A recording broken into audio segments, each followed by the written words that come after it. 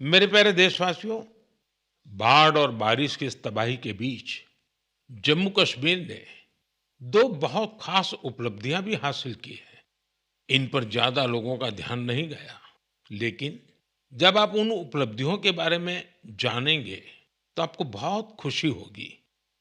जम्मू कश्मीर के पुलवामा के एक स्टेडियम में रिकॉर्ड संख्या में लोग इकट्ठा हुए। यहाँ पुलवामा का पहला डे नाइट क्रिकेट मैच खेला गया। पहले ये होना असंभव था, लेकिन अब मेरा देश बदल रहा है। ये मैच रॉयल प्रीमियर लीग का हिस्सा है, जिसमें जम्मू कश्मीर की अलग-अलग टीमें खेल रही हैं। इतने सारे लोग, खासकर युवा, पुलवामा में रात के समय हजारों की तादाद में क्रिकेट का आनंद लेते हुए ये नजारा वाकई देखने लायक था। साथियों, दूसरा आयोजन जिसने ध्यान खींचा वो है देश में हुआ पहला खेलो इंडिया वाटर स्पोर्ट्स फेस्टिवल, और वो भी श्रीनगर की डल झील पर हुआ। सचमुच ऐसा उत्सव आयोजित करने के लिए ये कितनी खास जगह है। इसका उद्देश्य है जम्मू कश्मीर में वाटर स्पोर्ट्स को और लोकप्रिय बनाना। इसमें पूरे भारत से 800 से अधिक एथलीट्स ने हिस्सा लिया। महिला एथलीट्स भी पीछे नहीं रही, उनकी भागीदारी भी लगभग पुरुषों के बराबर थी। मैं उन सभी खिलाड़ियों को बधाई देना चाहता हूं जिन्होंने इसमें भाग लिया। विशेष बधाई मध्य प्रदेश को, जिसने सबसे ज्यादा मेडल जीते। उसके बाद हरियाणा और उड़ीसा का स्थान रहा। जम्मू कश्मीर की सरकार और वहां की जनता की आत्मीयता और मेहमान नवाजी की मैं भूरी भूरी प्रशंसा करता हूं। साथियों, इस आयोजन से जुड़े अनुभव को आप तक पहुंचाने के लिए मैंने सोचा है कि ऐसे दो खिलाड़ियों से भी बात करूं जिन्होंने इसमें हिस्सा लिया। उनमें से एक है ओडिशा की रश्मिता साहू और दूसरे हैं श्रीनगर के मोहसिन अली। आइए सुनते हैं वो क्या कहते हैं। रश्मिता जी, नमस्ते। नमस्ते सर। जय जगन्नाथ। जय जगन्नाथ सर। रश्मिता जी, सबसे पहले तो आपको खेल जगत में सफलता के लिए बहुत बहुत बधाई। Thank you sir. रश्मिता, हमारे श्रोता आपके बारे में और आपकी खेल यात्रा के बारे में जानने के लिए बहुत उत्सुक है। मैं भी बहुत उत्सुक हूँ, बताइए। सर, मैं रश्मिता साहू हूँ, उड़ीसा से। और मैं कैनोइंग प्लेयर हूँ। मैं 2017 से स्पोर्ट्स ज्वाइन किया था, कैनोइंग शुरू किया था। और मैं नेशनल लेवल में नेशनल चैंपियनशिप और नेशनल गेम्स में पार्टिसिपेट किया हूँ। मेरा 41 मेडल्स है, 13 गोल्ड, 14 सिल्वर और 14 ब्रॉन्ज मेडल सर। इस खेल की रुचि कैसे बनी? सबसे पहले किसने आपको इस तरफ प्रेरित किया? आपके परिवार में खेल का वातावरण है क्या? नहीं सर, मैं जिस गांव से आती हूँ उसमें खेल का कोई ये नहीं था। तो इधर नदी में बोटिंग हो रहा था, तो ऐसे स्विमिंग के लिए गया था। तो ऐसे मैं और मेरा दोस्त लोग ऐसे स्विमिंग कर रहा था, तो एक बोट गया है कनान काइकिंग का। तो मेरे को उसके बारे में कुछ पता नहीं था। तो मैंने मेरा दोस्त को पूछा ये क्या है। तो दोस्त ने बताया कि उधर जगतपुर में साई स्पोर्ट्स सेंटर है, उसमें खेल का होता है, उसमें मैं भी जाने वाली हूँ। मेरे को बहुत इंटरेस्टिंग लगा। तो ये क्या है, मुझे पता भी नहीं था। ये तो पानी में बच्चे लोग कैसे करते हैं, बोटिंग करते हैं। मैं वो उसको बोला कि मुझे भी जाना है, कैसे कैसे जाना है मुझे भी बताओ। तो उधर जाके बात करो बोला है। फिर मैं तुरंत घर में जाके पापा मेरे को जाना है, पापा मेरे को जाना है। फिर पापा लोग ठीक है लेके आया। उस टाइम ट्रायल तो नहीं था। फिर कोच लोग ने बोला कि ट्रायल फरवरी में होता है, फरवरी मार्च में, आप उस टाइम ट्रायल के टाइम में आ जाओ। फिर मैं ट्रायल के टाइम में आया। अच्छा रश्मिता, कश्मीर में हुए खेलो इंडिया वाटर स्पोर्ट्स फेस्टिवल में आपका स्वयं का अनुभव कैसा रहा? पहली बार कश्मीर गई थी? हाँ सर, मैं पहली बार कश्मीर गई थी। हम लोग को उधर खेलो इंडिया, फर्स्ट खेलो इंडिया वाटर स्पोर्ट्स फेस्टिवल आयोजित किया गया था। उसमें मेरा 2 इवेंट था, सिंगल 200 मीटर और 500 मीटर डबल में। और मैं दोनों में गोल्ड मेडल हासिल किया हूँ सर। अरे वाह, दोनों में लाई हो। Yes sir. बहुत बहुत बधाई। Thank you sir. अच्छा रश्मिता, वाटर स्पोर्ट्स के अलावा आपकी क्या हॉबीज हैं?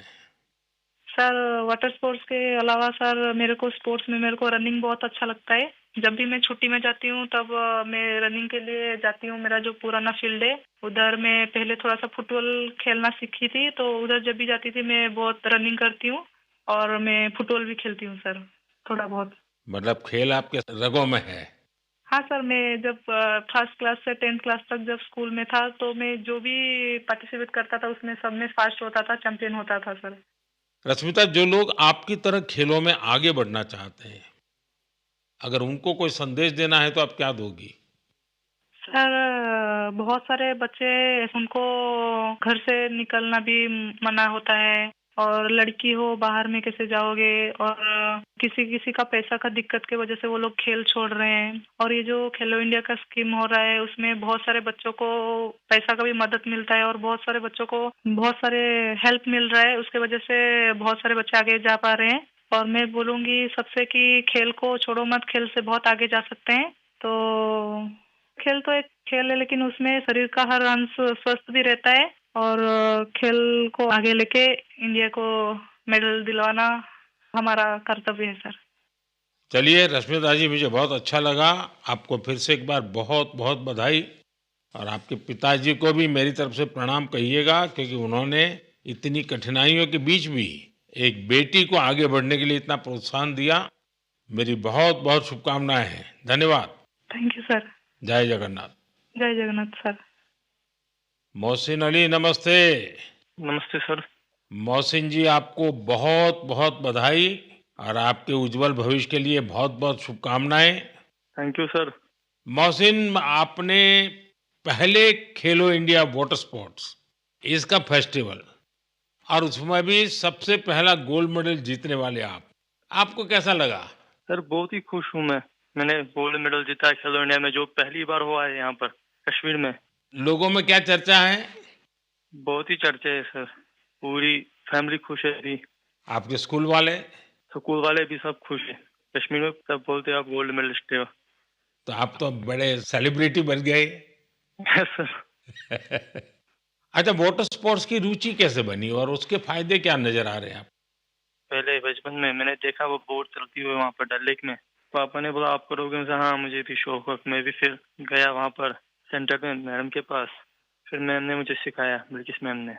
अच्छा मोहसिन, पूरे देश के लोग आए थे, पहली बार वाटर स्पोर्ट्स का कार्यक्रम हुआ, और वो भी श्रीनगर में हुआ, वो भी डल झील में हुआ।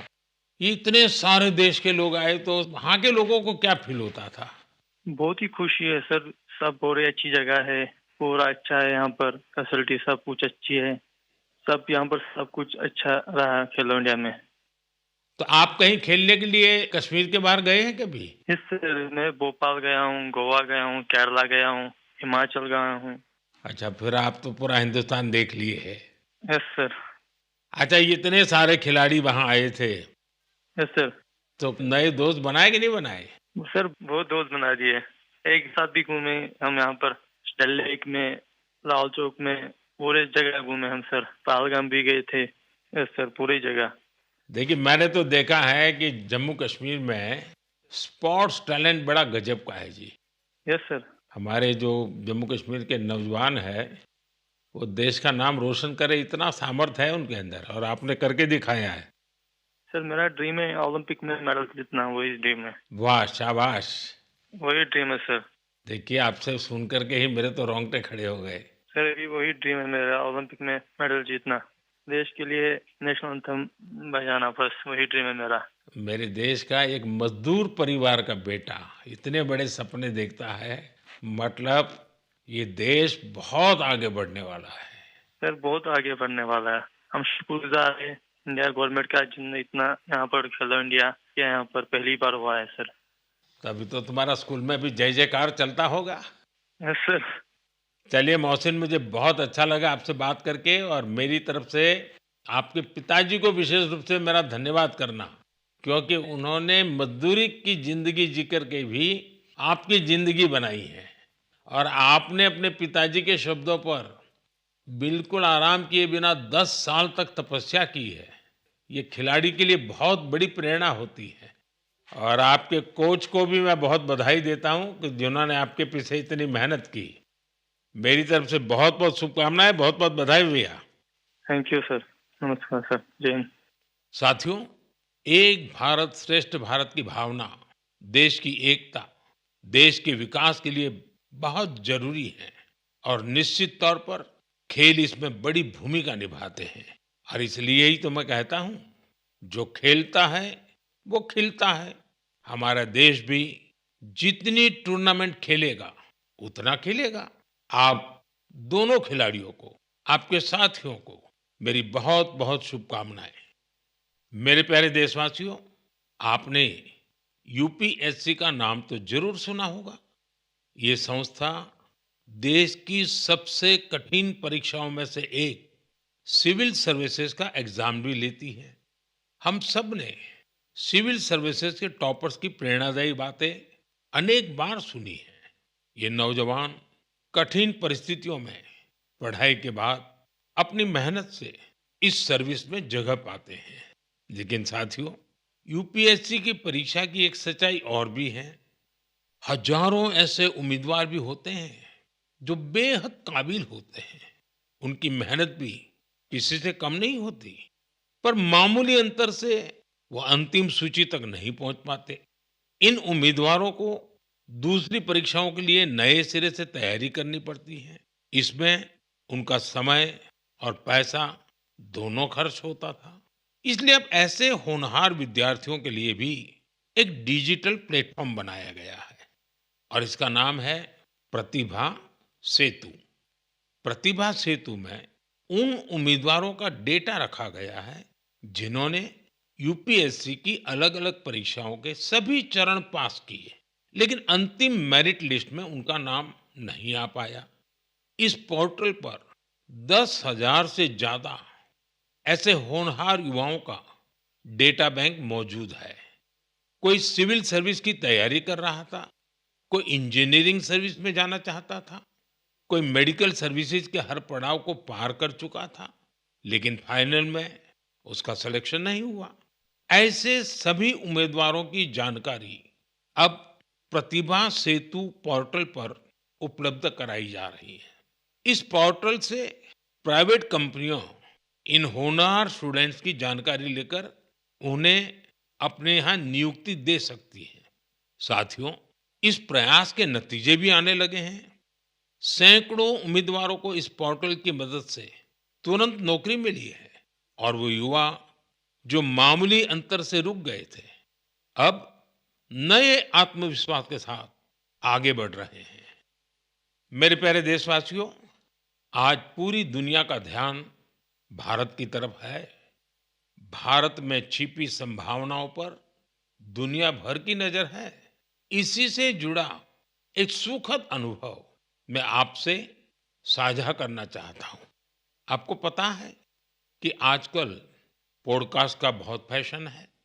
विभिन्न विषयों से जुड़े पॉडकास्ट को भांति-भांति के लोग देखते और सुनते हैं। बीते दिनों मैं भी कुछ पॉडकास्ट में शामिल हुआ था। ऐसा ही एक पॉडकास्ट दुनिया के बहुत फेमस पॉडकास्टर लैक्स फ्रीडमैन के साथ हुआ था। उस पॉडकास्ट में बहुत सारी बातें हुई और दुनिया भर के लोगों ने उसे सुना भी। और जब पॉडकास्ट पर बात हो रही तो बातों बातों में ऐसे ही मैंने एक विषय उठाया था। जर्मनी के एक खिलाड़ी ने उस पॉडकास्ट को सुना और उसका ध्यान मैंने उसमें जो बात बताई थी उस पर केंद्रित हो गया। उन्होंने उस टॉपिक से इतना कनेक्ट किया कि पहले उन्होंने उस टॉपिक पर रिसर्च की और फिर जर्मनी में भारतीय दूतावास से संपर्क किया और उन्होंने चिट्ठी लिखकर बताया कि वो उस विषय को लेकर भारत से जुड़ना चाहते हैं।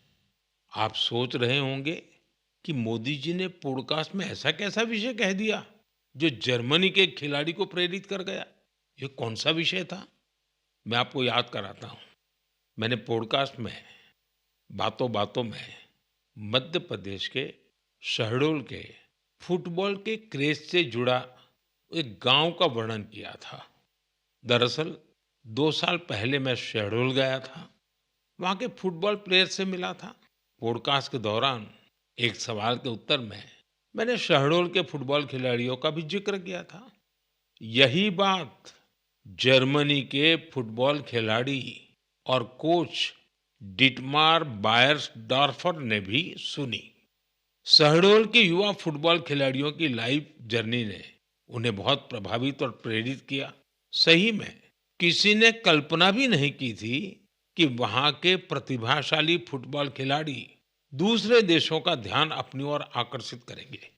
अब जर्मनी के इस कोच ने शहडोल के कुछ खिलाड़ियों को जर्मनी की एक एकेडमी में ट्रेनिंग देने की पेशकश की है। इसके बाद मध्य प्रदेश की सरकार ने भी उनसे संपर्क किया है।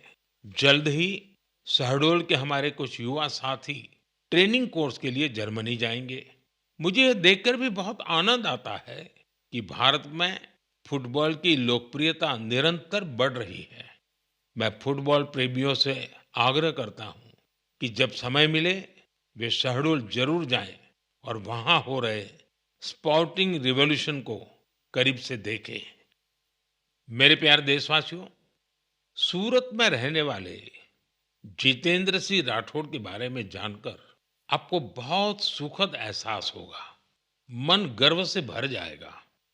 जितेंद्र सिंह राठौड़ एक सिक्योरिटी गार्ड है और उन्होंने एक ऐसी अद्भुत पहल की है जो हर देशभक्त के लिए बहुत बड़ी प्रेरणा है।